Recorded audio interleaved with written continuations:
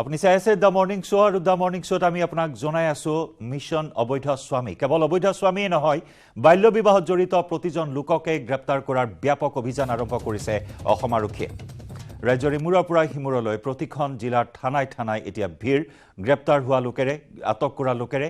আমি জনাই আছোঁ এই মুহূৰ্তলৈকে 1800ৰো অধিকক গ্ৰেপ্তাৰ কৰা হৈছে আৰু ইয়াৰ ভিতৰত নগাঁৱত সৰ্বাধিক 132 জনক আটক, বিশ্বনাথৰ পৰা 129 জনক, ধুবুৰীৰ পৰা 128 জনক, বৰপেটাৰ পৰা 110 জন, হোজাইৰ পৰা 91 জন, কোকৰাঝাৰৰ পৰা 85 জন। মুখ্যমন্ত্ৰী ডক্টৰ হিমন্ত বিশ্ব শৰ্মাই জনাইছে এই কথা।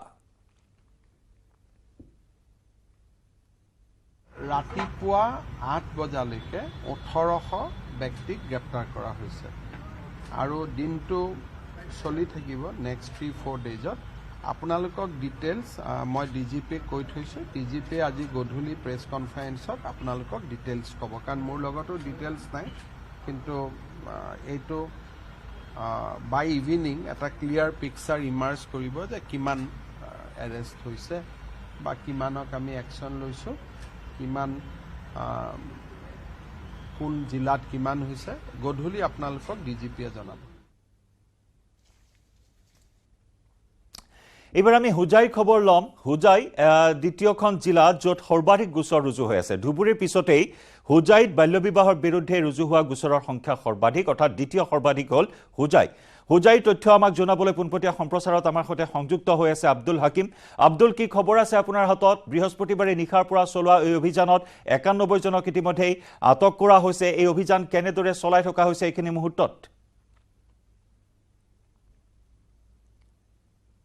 দখল কৰিছে হোজাই জিলা আৰু হোজাই জিলাত খন্তেক সময় পূৰ্বে হোজাই আৰক্ষী অধীক্ষক বৰুণ প্ৰকাশৰ লগত যোগাযোগ কৰিছিল আৰু বৰ্তমানলৈকে 91 জন লোকক গ্ৰেপ্তাৰ কৰিছে বুলি জানিব পৰা গৈছে। তাৰ ভিতৰত আছে কাজী আছে, পূজাৰী আছে, অবৈধ স্বামী আছে আৰু বিভিন্ন বাল্য বিবাহৰ লগত জড়িত লোক আছে। জয়ন্ত, ক'ব লাগিব হোজাই জিলাত লকডাউনৰ পূৰ্বে বহু বিবাহ আমচুইকে ধৰি বিভিন্ন দল সংগঠনে বন্ধ কৰিছে।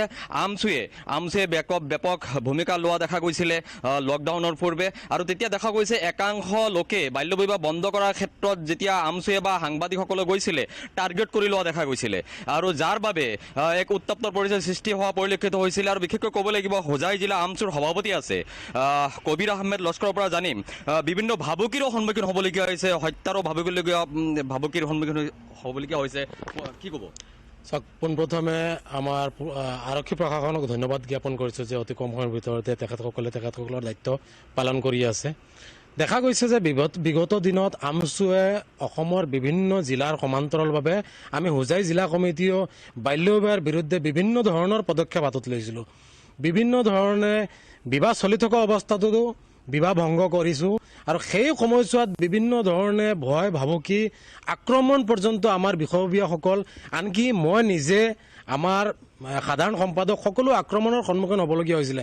মৃত্যুৰ ভাবুকি পৰ্যন্ত দিছে। আৰু দুখজনক বিষয়টো হৈছে এই সময়ছোৱাত এটা গোচৰ ৰুজু হৈছিলে, যিটো গোচৰ এই বাল্য বিবাহৰ বিৰুদ্ধে মাত মাতিবলৈ যাওঁতে হোজাই জিলাৰ দেৱস্থানৰ এটা ঘটনা আছিলে, যিটো ঘটনাত আমি মাত মাতিবলৈ যাওঁতে আমাৰ ওপৰত গোচৰ ৰুজু হৈছিলে আৰু আমি উচ্চ ন্যায়ালয়ৰ পৰা আমি বেইল ল'বলগীয়া হৈছিল, আৰু আজিৰ দিন পৰ্যন্ত আমি আদালতৰ বাৰান্দাই যাবলগীয়া হৈছে। গতিকে তাৰ পিছতো কিন্তু আমাৰ কোনো এজন সদস্যই বাল্য বিবাহৰ বিৰুদ্ধে যি পদক্ষেপ আছিলে এই পদক্ষেপ পিছ হুকি যোৱা নাই।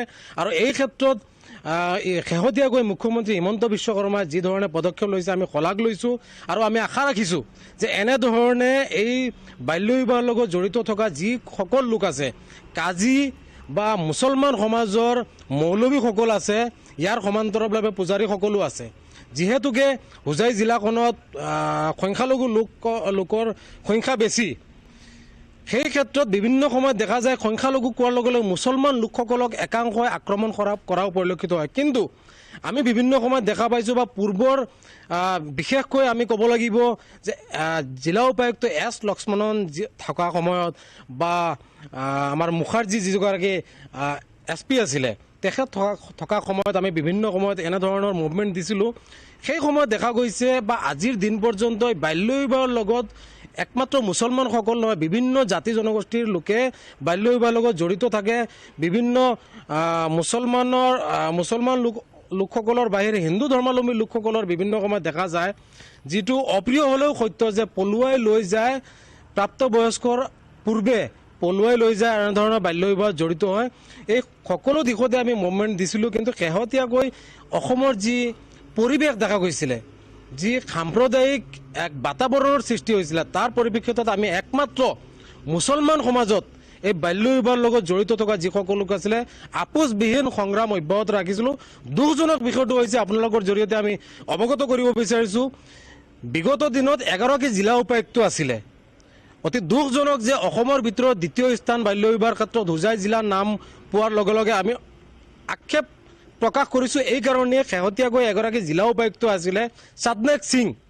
এই সাধনেক সিং থকা সময়ছোৱাত হোজাই জিলাখনত বাল্য বিবাহ কিন্তু অধিক হৈছিলে। সেই সময়ত আমি বিভিন্ন ধৰণৰ সংগ্ৰাম কৰিছোঁ, কিন্তু জিলা প্ৰশাসনৰ ফালৰ পৰা বিশেষকৈ সাধনেক সিঙে এই ক্ষেত্ৰত কোনো ধৰণৰ গুৰুত্ব দিয়া নাছিলে। বৰঞ্চ আমাৰ কৰ্মীসকলে জিলা উপায়ুক্তগৰাকীক এই বিষয়ে অৱগত কৰাৰ পিছতো বিভিন্ন ধৰণে দাবী ধমকি দিছিলে, আৰু জিলা উপায়ুক্তজনে বিষয়ববীয়াসকলক লগ দিয়া নাছিলে। এই জিলা উপায়ুক্তজনৰ বিৰুদ্ধে বিভিন্ন সময়ত এনেধৰণৰ কাৰ্য, এনেধৰণৰ অপ্ৰীতিকৰ ঘটনা সংঘটিত কৰাৰ অভিযোগ বাৰম্বাৰ আছে। আৰু সেই সময়ছোৱাত হোজাই জিলাৰ বিভিন্ন প্ৰান্তত বাল্য বিবাহ হৈছিলে, যি বাল্য বিবাহ কিছু ক্ষেত্ৰত আমি উৎখাত কৰিবলৈ বিফল হৈছিলোঁ, যদিও ইয়াৰ পূৰ্বে বা পিছৰ সময়ত আমি বিভিন্ন ধৰণে এনেধৰণৰ যি সংগ্ৰাম অব্যাহত ৰাখিছিলোঁ। আৰু মুখ্যমন্ত্ৰী হিমন্ত বিশ্ব শৰ্মাক আকৌ আমচুৰৰ ফালৰ পৰা আহ্বান জনাব বিচাৰিছোঁ, যিহেতুকে বিগত সময়ত আমি দেখা পাইছিলোঁ যে মাটিৰ দালাল বা থানাত যিসকল দালাল আছিলে, এইসকলৰ বিৰুদ্ধেও এনেধৰণৰ এক পদক্ষেপ লোৱা দেখা গৈছিলে। 2-4 দিন, সপ্তাহ দিন আটক কৰা হৈছিলে, গ্ৰেপ্তাৰ কৰা হৈছিলে, জেললৈ পঠিয়াই দিয়া হৈছিলে। পৰৱৰ্তী সময়ত কিন্তু এই যি পদক্ষেপ, যি গতিধাৰা আছিলে, এই গতিধাৰা কিন্তু স্তব্ধ হৈ গৈছে। গতিকে আহ্বান জনাইছোঁ, সেই বিষয়ে আমি ক'বলৈ নাযাওঁ। আমাৰ উদ্দেশ্য হৈছে বাল্য বিবাহ বন্ধ হ'ব লাগে। বাল্য বিবাহৰ ফলত অসমৰ সমাজ জীৱনত বিভিন্ন ধৰণৰ সমস্যাৰ সন্মুখীন হ'বলগীয়া হয়। শিক্ষা, শিশু শ্ৰম আদি বিভিন্ন ধৰণৰ সমস্যাৰ সন্মুখীন হ'বলগীয়া হয়। গতিকে মুখ্যমন্ত্ৰী হিমন্ত বিশ্ব শৰ্মাই এই যি পদক্ষেপ লৈছে, এই গতিধাৰা অব্যাহত ৰাখিব লাগে। কোনো কাৰণতে এনেধৰণৰ সামাজিক ব্যাধি, সমাজৰ কেঞ্চাৰ সদৃশ এক বেমাৰ বুলি আমি ক'ব লাগিব, এই সামাজিক ব্যাধি ৰোধ কৰাৰ ক্ষেত্ৰত আৰক্ষী প্ৰশাসন আৰু বিশেষকৈ জিলা প্ৰশাসনে গুৰুত্ব দিব লাগে। ইতিমধ্যে কাজিয়া আৰু পূজাৰীসকলক কৰায়ত্ব কৰা হৈছে। ইয়াৰ সমান্তৰালভাৱে বিভাগীয় যিসকল বিষয়াই এই কাৰ্যকলাপ সংঘটিত হোৱাৰ সময়ত কোনো ধৰণৰ দায়িত্ব আৰু কৰ্তব্য পালন কৰা নাছিলে। বিশেষকৈ চাইল্ড প্ৰটেকশ্যনৰ যিসকল আছে, বিভিন্ন সময়ত অভিযোগ দিয়াৰ পিছত তেখেতসকলেও কোনো গুৰুত্ব দিয়া নাছিলে, যাৰ পৰিপ্ৰেক্ষিতত আমচুৰ বিষয়ববীয়াসকলে সেই স্থানত উপস্থিত হৈ আৰক্ষীৰ সহযোগত, অৱশ্যে হোজাই জিলাত আৰক্ষী প্ৰশাসনে বিভিন্ন সময়ত আমাক সহযোগ কৰিছে, ধন্যবাদ দিব লাগিব।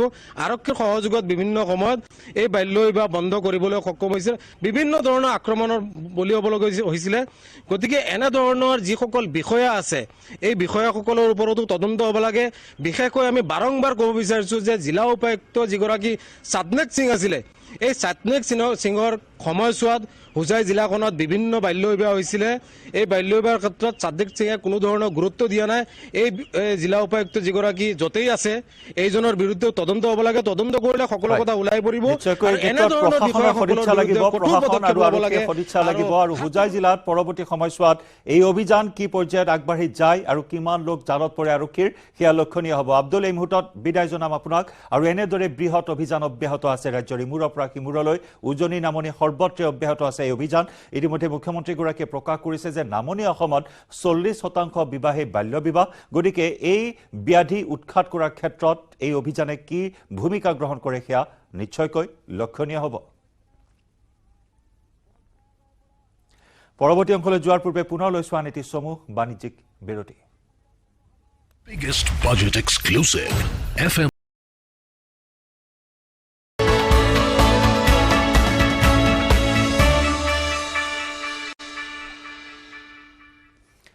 ডবকাৰ ভেলৌগুৰি আদৰ্শ গাঁৱত ভয়ংকৰ ঘটনা।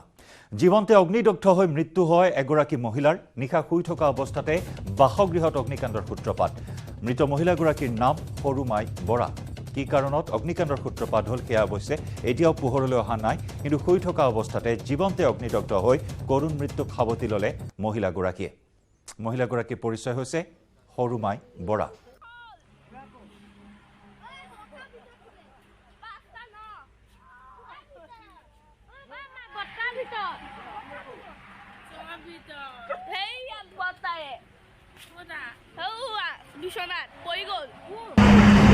আব্দুহাম দবকাৰ পৰা আমাৰ সাংবাদিক আব্দুল হাকিমৰ ৰিপৰ্ট বেলুগুৰিত চাঞ্চল্যকৰ ঘটনা সংঘটিত হৈছে মই আছোঁ হোজাই বেলুগুৰি আদৰ্শ গাঁৱত আজি পুৱাৰ ভাগত এক ভয়ংকৰ ঘটনা সংঘটিত হৈছে সৰুমাই বৰা নামৰ এগৰাকী মহিলা জীৱন্ত অগ্নিদগ্ধ হৈ মৃত্যু সংঘটিত হৈছে মৃত্যুমুখত পৰিছে বৰ্তমানলৈকে সেয়া মই সহযোগী কেমেৰা পাৰ্চন অনুৰোধ জনাম এইখন বাসগৃহত সৰুমাই বৰা শুই আছিলে আৰু পুত্ৰ মৰ্ণিং ৱাক কৰিবলৈ গৈছিলে আৰু তাৰপিছতে জুইৰ সূত্ৰপাত সংঘটিত পুত্ৰ গম পোৱা নাছিলে এইখন বাসগৃহ সম্পূৰ্ণৰূপে জাহ গৈছে অগ্নিকাণ্ড সংঘটিত হয় আৰু এই ঘৰৰ সেইটো ছাইডতে মৃতদেহ পৰি আছে বৰ্তমানলৈকে আৰক্ষী উপস্থিত হোৱা নাই আৰু এক ভয়ংকৰ ঘটনা সংঘটিত ক'বলগীয়া আশে পাশে মানুহে গম পোৱা নাই সম্পূৰ্ণ ঘৰ জ্বলি ছাই হৈছে পুত্ৰ আছে মই পুত্ৰৰ পৰা জানিম আচলতে কেনেকুৱা কি ঘটনা হৈছিলে দাদা মই ৰাতিপুৱা মৰ্ণিং গৈছোঁ তাৰপিছত মোৰ সৰু ল'ৰাটোৱে ফোন মাৰিছে দেউতা ঘৰ ইয়াৰ সৈতে সময় হ'ল দ্য মৰ্ণিং শ্ব'ৰ পৰা বিদায় লোৱাৰ নমস্কাৰ